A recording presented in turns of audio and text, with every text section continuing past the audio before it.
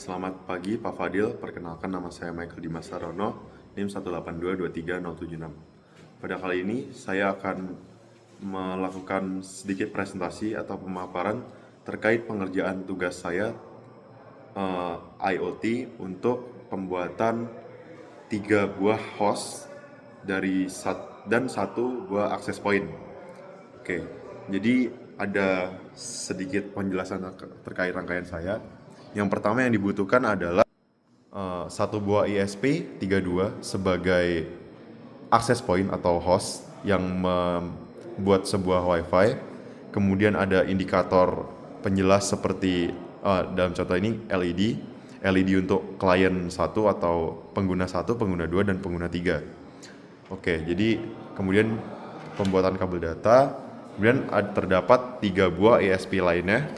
ISP untuk klien 1, kemudian ISP untuk klien 2, dan terakhir ISP untuk klien 3. Setelah ini akan saya jelaskan kode ya. Baik, saya akan menjelaskan kode untuk host atau AP di tugas kali ini.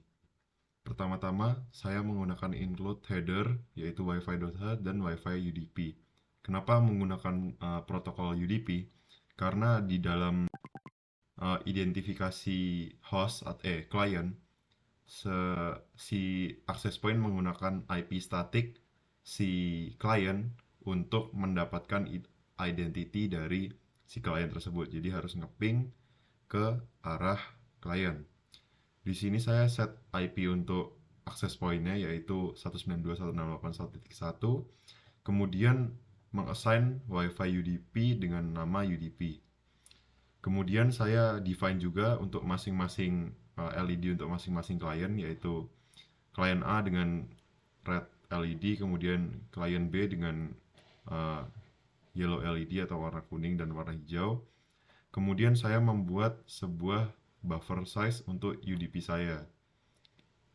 Kemudian ini last heartbeat, ini menentukan berapa lama dalam millisecond heartbeat atau kapan terakhir klien A, B, dan C itu terhubung. Jadi di set pertama kali 0.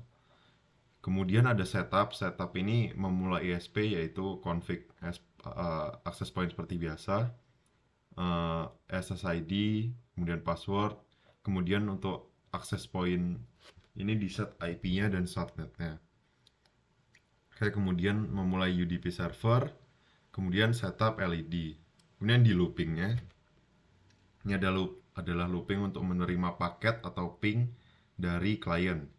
Di sini, kemudian jika si klien, misalnya klien A masih aktif, maka klien dari paket akan mengirimkan IP yang sama dengan IP sekian 192.168.1.2. Kemudian akan memunculkan bahwa klien A masih aktif. Begitu juga sampai klien C. Kemudian ini adalah handle ketika nyala matinya. Jadi ketika nyala atau matinya suatu LED itu ditentukan dari sini.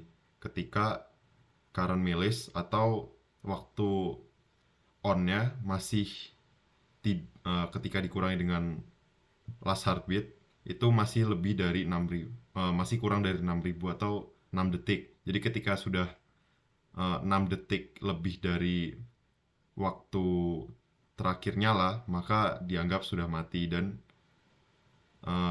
ini menggunakan LED pin blind state, yaitu dengan tanda tanya, atau if else, yaitu jika awalnya high kemudian akhirnya low. Kemudian untuk kode dari klien sendiri konfigurasinya sama, berbeda maksudnya. Berbeda karena di sini hanya mengset IP statik untuk ESP-nya yaitu 192.168.1.2 bisa titik 3 dan titik 4. Di sini saya terakhir masih menggunakan klien 3. Kemudian ini di set semuanya ke ISP masing-masing yang menjadi klien. Kemudian seperti biasa memulai mencari, apabila sudah terkoneksi maka akan mengirimkan paket UDP ini. Nah, begitu mengirimkan paket UDP ini akan dibaca oleh ESP access point dan juga akhirnya bisa membaca IP address-nya. Oke, sekian. Oke, selanjutnya saya akan melakukan demonstrasi bagaimana langkah kerja atau alur kerja dari tugas yang saat ini kali ini. Pertama-tama, saya akan mencolokkan kabel data ini ke source code, power source untuk menyalakan power dan ESP32 ini.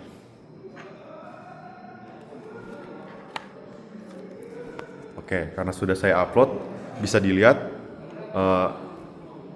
untuk awalan dibuat seperti penjelasan tugas, yaitu ketika tidak ada wifi, tidak ada ESP32 atau klien yang terkoneksi, maka ketiga lampu akan menyala kedap-kedip. Kemudian ketika ini adalah klien 1 menggunakan lampu warna hijau, di sini nanti warna hijau akan berubah ketika saya konekkan. Oke, bisa dilihat bahwa lampu hijau menyala karena ESP32 yang bertindak sebagai klien 1 sudah menerima power source dan berhasil connect ke SSID atau WiFi yang sudah dibuat. Kemudian ketika saya matikan, posisi masih nyala. Ketika saya matikan, terdapat timeout sekitar 5 detik untuk kode dari host menerima dan merubah status lampu dari nyala ke mati. Begitu juga dengan klien warna kuning. Oke, bisa dilihat setelah saya nyalakan langsung nyala. Bisa juga dilihat untuk klien ketiga yaitu warna merah, langsung nyala. Namun ketika saya matikan, sudah mati. Lagi-lagi masih ada timeout sekitar 3 detik sampai 5 detik. Nah, lalu klien 3 atau warna merah, lampu merah mati. Kemudian untuk klien kuning atau klien 2, ketika saya cabut setelah timeout, maka akan mati semuanya. Ketika saya coba koneksikan semua klien di sini, klien 1, klien 2, dan klien 3.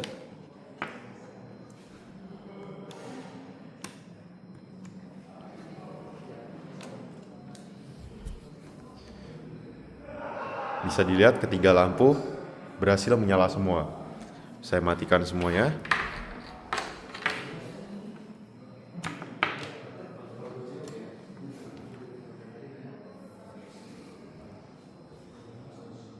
Setelah timeout, semuanya berhasil dimatikan dan kembali ke mode high-low atau mode kedap-kedip. Oke, sekian presentasi dari saya. Terima kasih.